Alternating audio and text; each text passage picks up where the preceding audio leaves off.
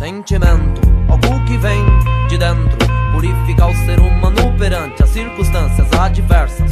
Um homem passou por aqui, palavras pregou, pouca gente as aderiu e revolucionou a curar.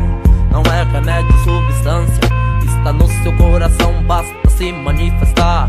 Amor, amor, sentimento abstrato, você pode sentir, porém não pode tocar. O amadurecimento faz com que observemos que a vida é uma dádiva de Deus e temos que cuidar.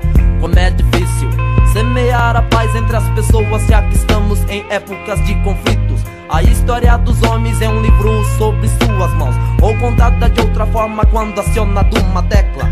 A verdade, porém, é uma virtude, quem sabe através dela acharemos a luz no fim do túnel. Paz na terra aos homens de bem, que Deus ilumine aqueles que aqui já não se encontram. Sonhos é o que nos